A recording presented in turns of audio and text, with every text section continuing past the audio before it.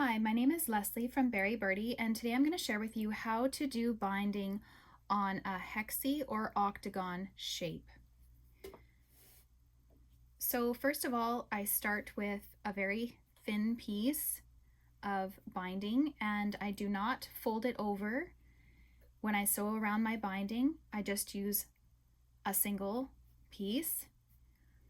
I also increase my stitch just slightly, because I find when I'm sewing really close to the edge that it can pucker when it's doing tiny little stitches.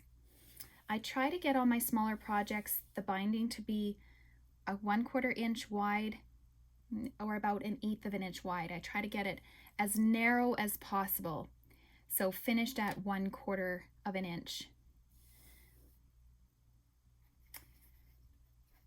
So first of all, you want to start on one of the long sides, not near a corner, but in the center. We're just going to start here. And you want to think of your corners as you would an angle. So if you're sewing a straight seam, obviously you wouldn't have any corner to go around. And then as you get an obtuse shape, a corner, then you just need to curve the binding just slightly. And then as you get down to a 90-degree angle, you would have a 90-degree corner. Then as you get an acute angle, you would have more fabric so that the fabric can go around the corner. So if you just think about it that way, no corner, little bit of extra fabric, to a 90, then it'll help you as you're sewing around the corners. So let's just start here.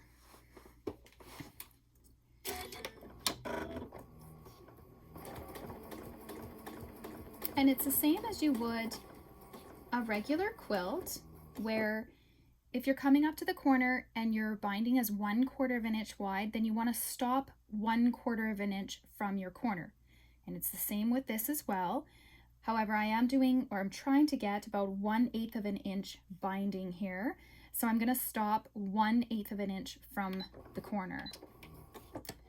And sometimes you need to take a little peek and see where you're at so that you get it really close to that 1/8 of an inch, because it makes a difference, especially on a hexi shape. So then you don't want to curve too much. You don't want to have too much extra bulk.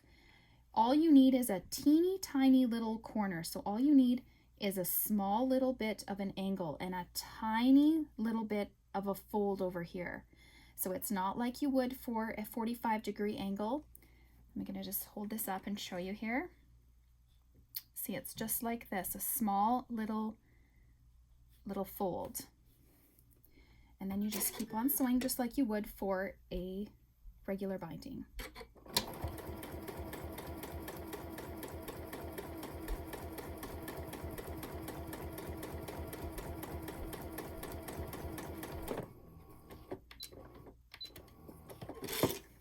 So same thing, just a tiny little fold right at that corner.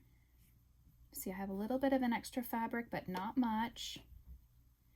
And this is one of the biggest issues that people can make, or problems, is they get too much fabric here at the corners, and there just leaves a little bit of a pucker and a little bit of kind of a strange corner there. So just continue on.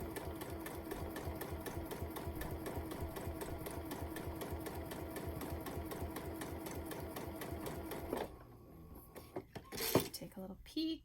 Yep, cool, good enough.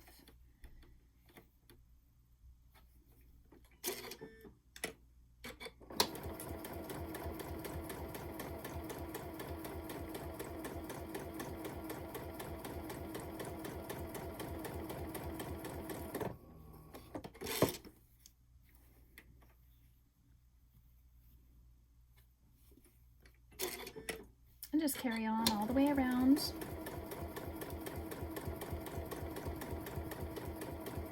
Now you can see how it looks now that I've gotten these corners done. There's just a little bit of an extra flap here.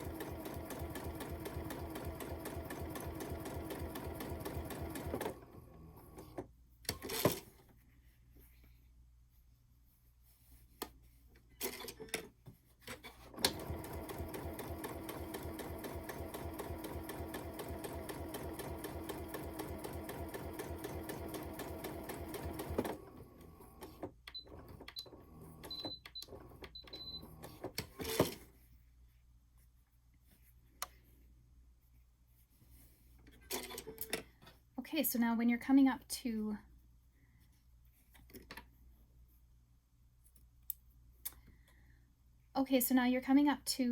the end here, and you just want to fold this end down and then lay this over it, and then just stitch a little bit over those two.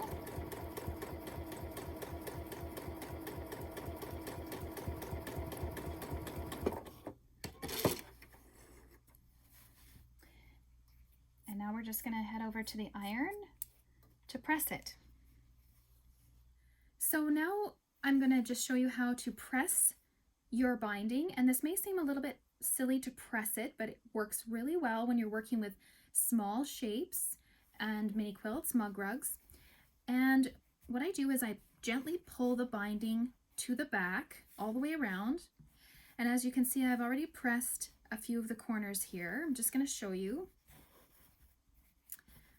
So you just kind of pull it to the front. And one of the things that's really important is getting your corner to lay nice and flat on the back so that it looks even on the front. Now you can see that it creates kind of this weird angle, and that your binding doesn't match up when you iron it down this way, but you want to create the same angle that is on the front. So see, I've just got a tiny little bit of a tuck here right at that corner, and this edge matches up with this edge.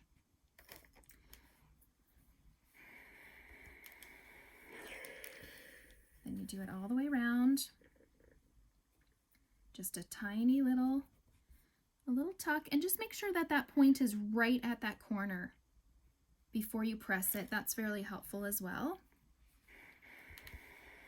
Then just go all the way around, and you can see here that it creates some really nice hexy corners, and it makes it a lot easier to stitch it down on the back.